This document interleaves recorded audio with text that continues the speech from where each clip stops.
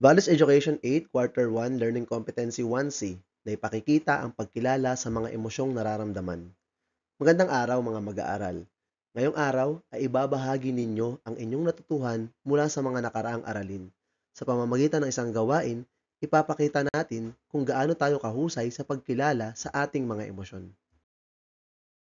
Balikan muna natin ang ating mga natutuhan. Alam na natin kung ano ang mga emosyon at ang mga pangunahing emosyon ng tao ayon kay Paul Ekman.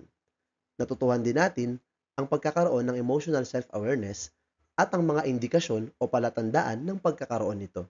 Ngayon, oras na para gamitin ang kaalamang yan sa totoong sitwasyon. Ngayong araw, magkakaroon kayo ng pagkakataon para ipamalas ang inyong pag-unawa sa mga emosyon sa pamamagitan ng isang maikling dula. Ang klase ay hahatiin sa 6 na pangkat at bawat isa ay bibigyan ng isang emosyon mula sa 6 na pangunahing emosyon ayon kay Paul Ekman. Ang bawat pangkat ay gagawa ng isang maikling dula na tatagal lamang ng 2 hanggang 3 minuto, kung saan ipapakita ang pagkilala sa emosyon, wastong pagtugon dito, at epekto nito sa sarili at sa ugnayan sa kapwa. Narito ang magiging batayan ng inyong marka.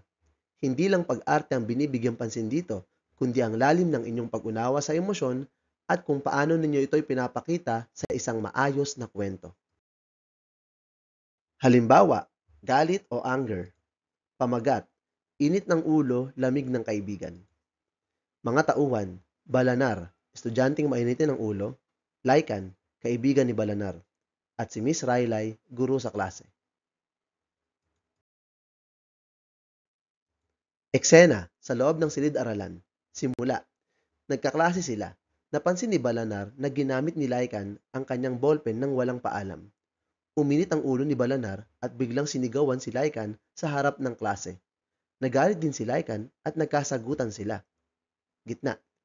Pinatawag sila ni Miss Raylay at pinaupo para pag-usapan ang nangyari. Sa pag-uusap, napagtanto ni Balanar na galit siya hindi lang dahil sa ballpen, kundi dahil sa stress sa bahay at sa schoolwork.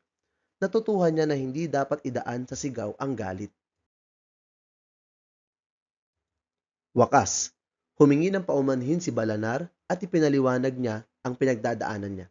Naintindihan ni Laikan at nagpatawaran sila. Nalaman ni Balanar na may ibang paraan para ilabas ang galit at ayusin ang problema. Mensahe, kapag kinilala mo ang iyong emosyon, mas kaya mong magdesisyon ng maayos. Hindi laging dapat ibuhos ang galit. Minsan, kailangan lang ng kausap. Mga paalala, maging malikhain at makatotohanan. Iwasan ang paglalait o panunokso. Igalang ang bawat pagtatanghal at tandaan, may aral ang bawat emosyon. Hinihikayat ko kayong maging totoo pero maingat. Ang layunin ng pagtatanghal ay hindi para basta magpatawa o magsaya lang, kundi upang maipakita ang kahalagahan ng pagkilala at tamang pagtugon sa ating emosyon. Ang ating aralin para sa linggong ito ay may layuning linangin ang pagpapahalaga sa maingat na paghuhusga. Ano nga ba ito? Ang maingat na paghuhusga ay ang kakayang mag-isip muna bago kumilos o magdesisyon. Ito ay nangangahulugang hindi tayo basta-basta gumagawa ng desisyon. Tinitingnan muna natin ang sitwasyon, iniisip ang tama at mali bago tayo umaksyon. Ito ay ang pagpapasya gamit ang isip at damdamin sa tamang balanse. Hindi sapat na puro emosyon ang ating ginagamit. Hindi rin sapat na puro lohika. Ang maingat na paghusga ay ang pagsasama ng puso at isip upang makagawa ng makatarungan at tamang pasya. At isinasaalang-alang nito ang posibleng epekto ng kilos o desisyon sa sarili at sa kapwa. Bago tayo gumawa ng isang hakbang, iniisip muna natin kung may masasaktan ba tayo, may mapapahamak, o kung makabubuti ba ito sa atin at sa iba. Ano ang kaugnayan ng maingat na paghuhusga o prudence sa ating emosyon? Kapag kinikilala mo ang iyong emosyon, mas madali mong makontrol ang iyong kilos. Kung alam mo kung anong nararamdaman mo, mas madali mong mapipigilan ang mga di ka nais-nais na reaksyon. Hindi ka basta susugod kung galit, o hindi ka rin agad susuko kung malungkot. Ang pagkilala at tamang pagtugon sa emosyon ay isang halimbawa ng maingat na paghusga. Halimbawa, kung ikaw ay nasaktan, maaari mong piliing huminga muna at mag-isip bago ka magsalita o gumawa. Iyan ang maingat na paghuhusga sa gitna ng damdamin.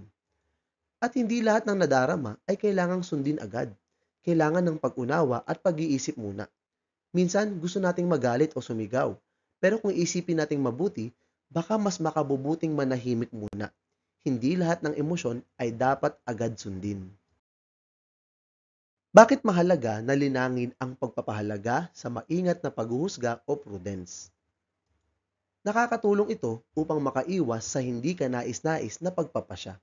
Kapag iniisip muna natin ang emosyon at epekto nito, mas naiiwasan natin ang mga maling hakbang na baka pagsisihan natin sa huli.